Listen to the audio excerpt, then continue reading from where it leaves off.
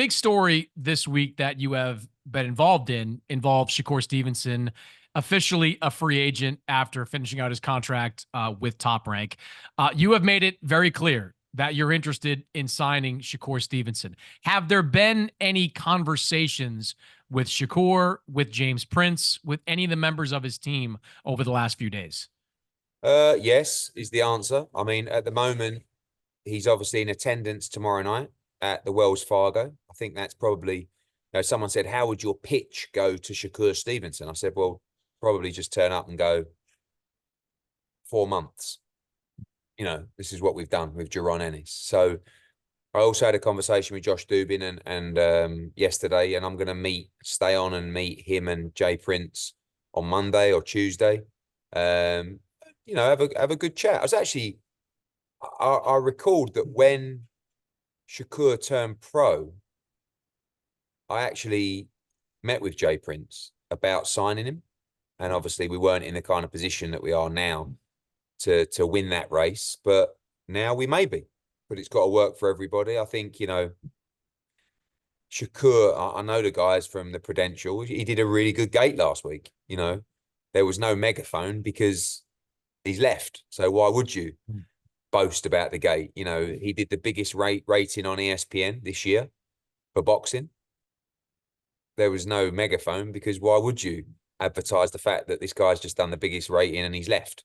So at the moment, he's fighting a one-man war against the world, mainly on Twitter, where he's putting out fires, having arguments with people, and he just needs that help. He needs that promotional support because you can't do it all on your own. And you're talking about a kid that's a 3-division world champion. He's 27. He's not going to fight every fight like Arturo Gatti, but he's an exceptional talent. And I think he can be in some great fights. You said not too long ago when you were talking about the Matchroom roster that you didn't want to sign guys that you had nothing for. And, if you look at the lightweight division, the top lightweights are not Matchroom fighters. So why do you want Shakur Stevenson? Because I think we can make the fights. I think when you look at our stable at the moment, you look particularly at that top 10 pound for pound. I mean, I know Boots has got to have the fights, but I think probably everyone talent-wise agrees that he is a top 10 pound for pound fighter. Dimitri Bivol sits at 6. Bam Rodriguez sits at 5. I think Shakur Stevenson's in that top 10 as well. So we want the best fighters in the sport. There is definitely the element of what can we deliver for him? We know that promotionally, I think we're unrivaled. I think he agrees with that already. But I think if I was Shakur Stevenson and if I was Jay Prince and Josh Dubin and people like that, I wouldn't necessarily be looking at a long-term deal, a 5-6 fight deal, because you kind of need that fluidity.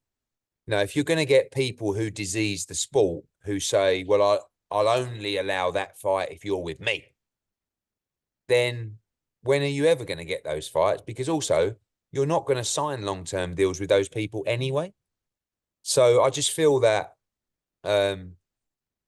really you need a shorter-term deal, a clearer vision. You need activity, but we must deliver. It's a bit like Jaron coming here tomorrow night, doing 14,000, massive, great performance. But what's next? How are we going to get those career-defining fights? And, I think Shakur is a big enough draw to get those fights, but we would have to deliver that. And if we can't, maybe we're not the right guys for the job, but I believe we are. Shakur has a close relationship with Terrence Crawford. Terrence Crawford has a good relationship with Turki Al-Sheikh.